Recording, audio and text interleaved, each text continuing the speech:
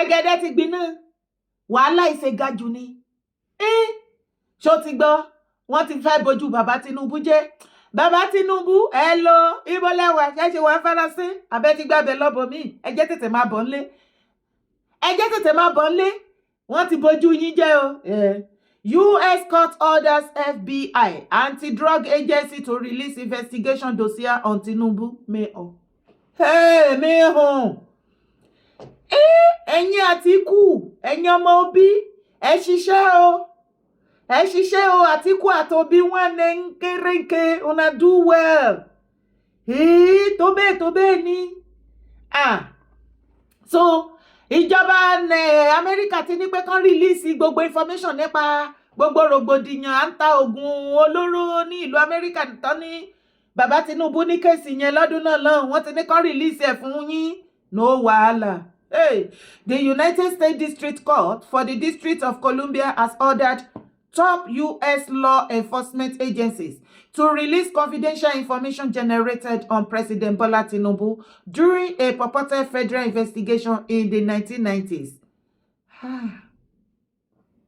An American Aaron Greenspan had filed a suit in June 2023 under the Freedom of Information Act, FOIA, against the executive officer for U.S. Attorneys, Department of State, Federal Bureau of Investigation, FBI, Internal Revenue Service, IRS, Drug Enforcement Administration, DEA, and the Central Intelligence Agency, CIA. Ṣé lórí kéèsì bàbá Tinubu náà? Ó ga o, DEA, CIA, IRS, SSS, FBI,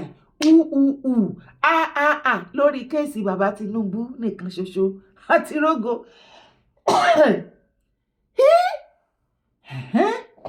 Èmi mọ̀ pé máa lẹ́yìn tó o bá nọ́tìsì kankan lẹ́nu ọjọ́ mẹ́ta yìí, àwọn El-Rufai, Àtíkù, Tambuwa, gbogbo wọn wọ́n ṣàkóra wọn lọ, wọ́n láwọn lọ pay visit sí fún Buhari. Nínú fídíò yẹn mo wá rí bí gbogbo wọn ṣe rẹ́rìn kàkàkà, ẹ̀rín yẹn ó yàtọ̀. Wàá mọ̀ wípé ẹ̀rín yẹn tó bá wo fídíò yẹn ẹ rí wípé bóyá rẹ́rìn inú wọn dùn, because wàá rí pé wọ́n achieve nǹkankan inú wọn dùn together. Bàbá Tinubu wọ́n ti bójú yín jẹ́. Èèyàn tó bá ti tara ilé ẹ̀ lọ́pọ̀ kò lè ríra lọ́wọ́n. Bàbá Tinubu wọ́n ní why the FOIA request should be granted.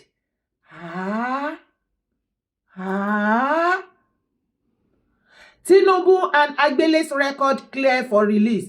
Bàbá Tinubu àti Agbele, kàdé máa wo gbogbo kẹ̀kẹ́ online ni o.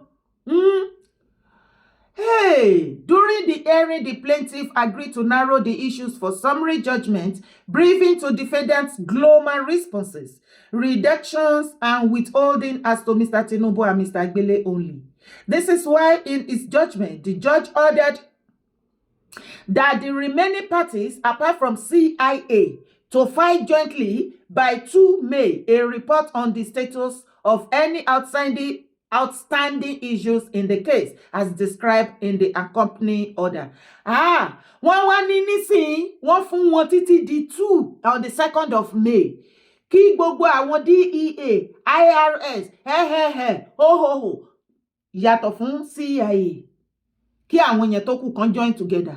Wọ́n ti court ti wá order kí wọ́n ṣiṣẹ́ papọ̀, kan fún wọn ní release gbogbo information bàbá Tinubu. Wọ́n ní apart from CIA. Àárín yẹn jẹ́ sáré clear. Ṣó mo wí pé ní 2023 yẹn gbogbo wa la rí fídíò bí Àtíkù ṣe lọ tí pépà gbé káàkiri tó lọ sí US tó ń ṣe káàkiri tó demand fún kinní yẹn tán gba lọ́ọ̀yà tán ṣe gbogbo ẹ̀. Ọlọ́run ló mọ iye owó burúkú tó run síbẹ̀, ara owó tó yẹ kó fi tún Nàìjíríà ṣe náà ni. Anyway, bẹ̀ ní kọ́kọ́ là ń lọ. Ìgbà tá máa gbọ́ lọ tá máa gbọ́ bọ̀, mo kàn ní kí sáré rẹ létí ṣe mọ̀ ipá wa Yorùbá à ń pẹ́ gbàgbé nǹkan. Àwọn CIA wọ́n sọ̀rọ̀ síta online. Wọ́n lè jẹ́ kó yé wa wípé àwọn òun ò ní lè release information President Bola Ahmed Tinubu. Ìdí ni wípé agent wọn ni ó ń ṣiṣẹ́ fún wọn, is one of their spy. Jọ́ọ̀jì tó wá dé ẹjọ́ ẹ̀bẹ̀ tó ní kó release kéèsì bàbá Tinubu, ó ní minus apart from CIA. Ẹ já wo fídíò.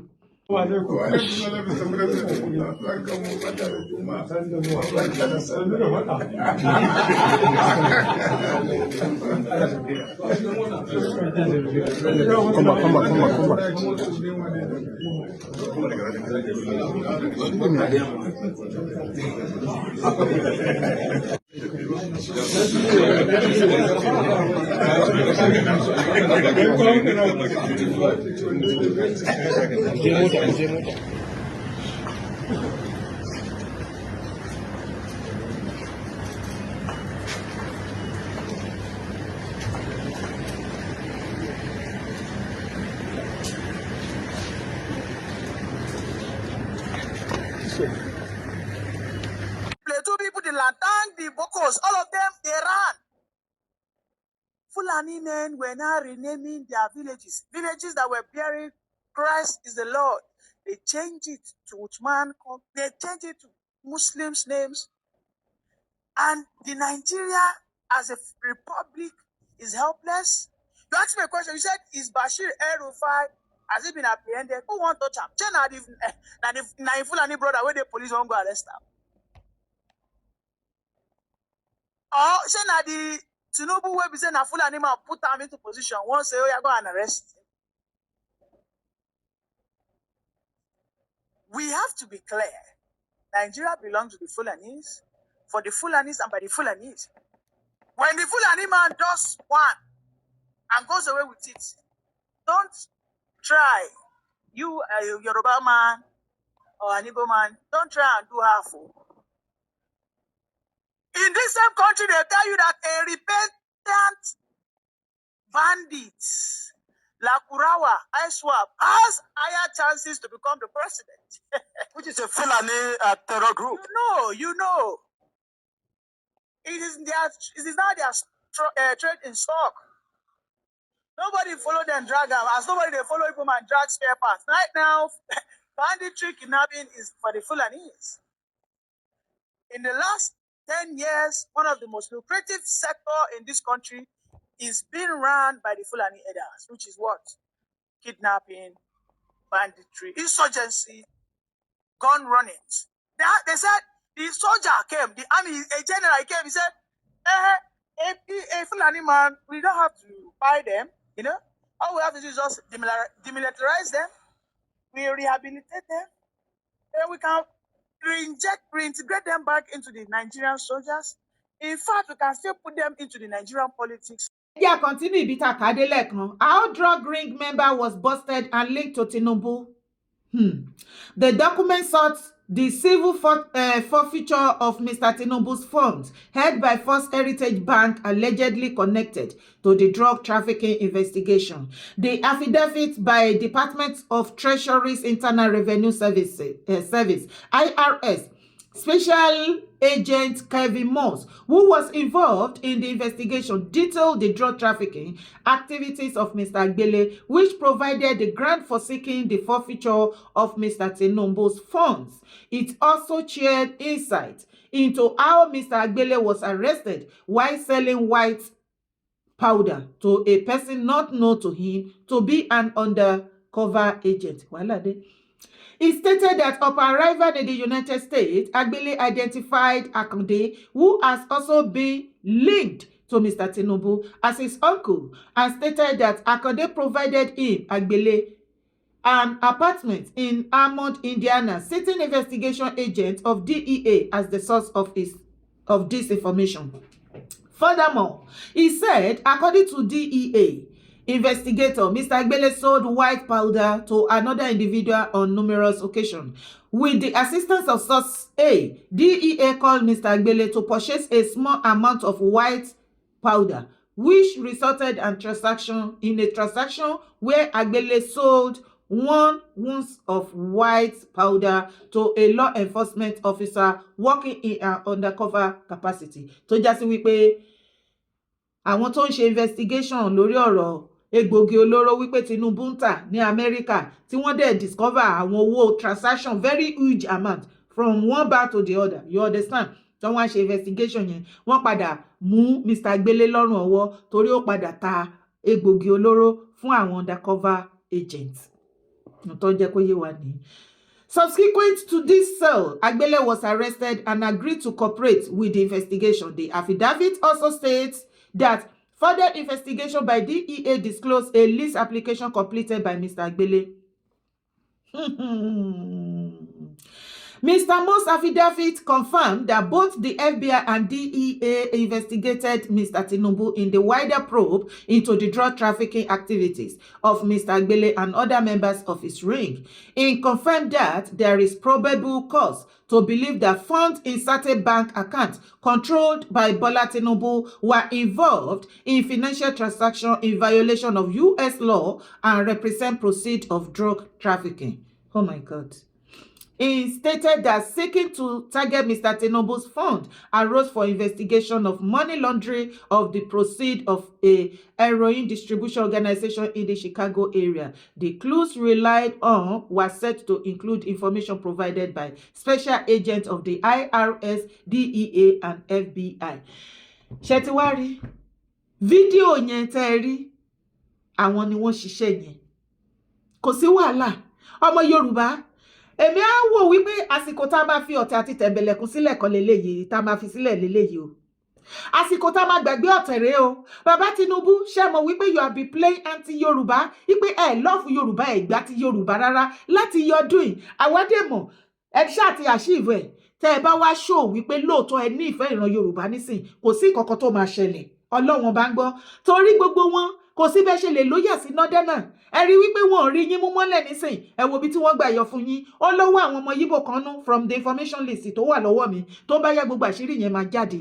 Tó bá jẹ́ èmi lẹ́yìn. Ẹ jẹ́ pé àwọn kan tẹ́ ti ṣẹ̀ nílẹ̀ Yorùbá. Ká ẹ sọ́mọ̀ àwọn tó yẹ ká ẹ sọ́mọ̀ nílẹ̀ Yorùbá. Kí gbogbo ọmọ Yorùbá kájọ dìde. Torí wípé a disgrace ló jẹ́ fún ìran ọmọ Yorùbá. Àgàgà ẹ̀yin àgbààgbà ilẹ̀ Yorùbá. Ẹ̀yin lọ́balọ́ba níjòyè tẹ́ throw support yín sẹ́yìn bàbá Tinubu wípé kó máa jó níṣó. Ọmọ ẹni kì í ṣèdí bẹ̀bẹ̀rẹ̀. Àsìkò tọ́mọ onídìí bẹ̀bẹ̀rẹ̀ tó nídìí yín lélẹ̀ ilẹ̀kẹ́ ti já tó ń tòwú o. Wọ́n yọ bàbá Tinubu, wọ́n yọ bàbá Tinubu. Ojú wa máa bó. It is about Yorùbá now. It's not about Tinubu alone. Ṣé mo wí pé ọ̀pọ̀lọpọ̀ yẹn máa wò wípé òkè nísìnyí tó bá tẹ̀ wá jáde kí náà fẹ́ ṣe ṣé wọ́n lè yọ bàbá Tinubu? Èmi ò mọ̀ yẹn. Ṣé wọ́n lè yọ? Èmi náà béèrè question. Ṣé wọ́n lè yọ wọ́n àbí wọn lè yọ wọ́n? Ìyẹn ìkíní. Ṣùgbọ́n tí mo mọ̀ tó dá mi lójú jàdá lọ ni wípé ordinary Kútọ́nù lẹ́lẹ́bẹ̀ bàbá Tinubu ò ní lè lọ bẹ̀. Torí wọ́n máa declare wọn wanted. Anywhere tó bá dẹ̀ lọ wọ́n á gbé wọn. Is that not a disgrace to us? Is that not a disgrace? Bàbá Tinubu ẹ tètè bọ́ síta kẹ́ wá do the needful. Ẹ wá do the needful. Tá a bá dé wá rí lára ẹ̀yin ọmọ Yorùbá tẹ́yin náà sọ wípé Yorùbá nìkan ni bàbá Tinubu ń kó sí àwọn key points in post ní inú Nàìjíríà. Then ó need kan examine ọpọlọ ẹ. A jẹ́ pé ìran alábòsí àtọlọ̀tẹ̀ kan ni yín. Torí the same thing ni Buhari ṣe nígbà tó wà ń bẹ̀ fọwọ́ dídí ọdún mẹ́jọ. Ṣé kò ń ṣe àwọn ọmọ Fúlàní ló kó sí gbogbo key point ni? Mo release àwọn voice note kan tọ́jú sí mi lánàá. Lọ gbọ́ voice note yẹn, kó gbọ́ fídíò yẹn lánàá, kó gbọ́ àwọn information tó jáde ń bẹ̀. Àwọn Fúlàní ti hijack Nàìjíríà pẹ̀lú ìfọwọ́sowọ́pọ̀ àwọn ìlú Amẹ́ríkà àti ìlú ọbabìnrin. Àwọn ni wọ́n hand over Nàìjíríà lé wọn lọ́wọ́. Gbogbo nǹkan tó bá ti ṣe àṣegbé ni. Bàbá Tinubu ẹ̀jẹ̀ ti màṣírí yẹn. Níbi tọ́rọ̀ dé dúró nísìn. Ìgbà tọ́rọ̀ ti rí bẹ́yẹn tán ti tọ́wọ̀ bẹ̀ṣùbẹ̀gbà láti ba ayé titi yín jẹ́. Ẹ̀yin náà ẹ bá tí wọ́n jẹ́. Nàìjíríà ti cash fire tipẹ́tipẹ́. Ẹ kúkú sọ̀pá sílù kẹfà lù ya pẹ́rẹ́gẹ́dẹ́ àbí kílẹ̀ ní mo sọ. Ẹ kúkú dojú gbogbo ẹ̀rú. Bẹ́ẹ̀ oníbà kíní kan ẹ fi ṣàwàdànù ẹ fi kíní tẹ̀ wí ṣàwàdànù kọ́ ní kálukú bá tiẹ̀ lọ. Torí bọ́n yọ yín. Bẹ́ẹ̀ lo 8 years níbẹ̀ tẹ kúrò. Ojú Yorùbá máa bó for a long time. Mi ìrò pé mọ̀ nǹkan tó ń ṣe yín. Mi ìrò pé mọ̀ nǹkan tó ń ṣẹlẹ̀ fún ìran Yorùbá. Bàbá Tinubu. Ẹ jẹ́ tètè wálé kẹ́ wá tún géèmù play. Gbogbo ẹ̀yin ọmọ bàbá Tinubu tẹ́ tilẹ̀kùn mọ́ gbogbo àwọn tó dúró tì yín pátápátá tẹ́ tilẹ̀kùn mọ́ wọn tẹ́ fi kọ́kọ́rọ́ pamọ́. Àsìkò tẹ́ bá ṣílẹ̀kùn wèrè kalẹ̀ lélẹ́yìí o. Ẹ ṣílẹ̀kùn rádaràda yín sílẹ̀ kẹ́ lọ bá àwọn tó bá yẹ kẹ́ lọ bá. Torí níbi tẹ́ bá dé nísìn kò sí tribe kankan Nàìjíríà tó support bàbá Tinubu. And you know. Ẹ dẹ̀ mọ̀. Ẹ̀yin Yorùbá nìkan náà lẹ ṣì wà pẹ̀lú wọn. Gbogbo wọn tó kù wọn gbà ti yín. Bàbá Tinubu, you know yourself.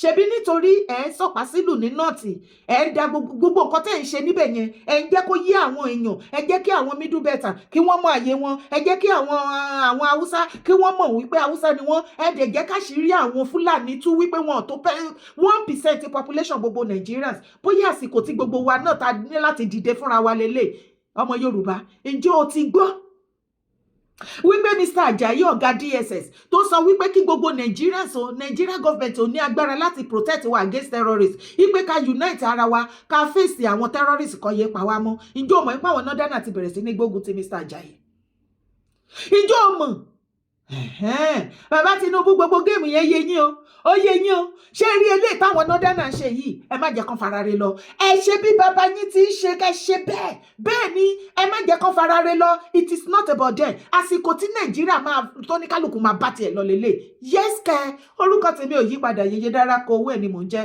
kó má gbàgbé láti bá mi subscribe sórí YouTube channel má sì gbàgbé láti bá mi ṣe kíni láti bá mi share síta má sì gbàgbé láti bá mi ṣe kíni láti bá mi thumb up like drop your comment kí ni ká ṣe báyìí wọ́n ti ní kán lọ release information bàbá Tinubu kí ni ó fẹ́ ṣẹlẹ̀ next I am asking you ìwọ náà bí mi ẹ̀jẹ̀ àjọbíra wa.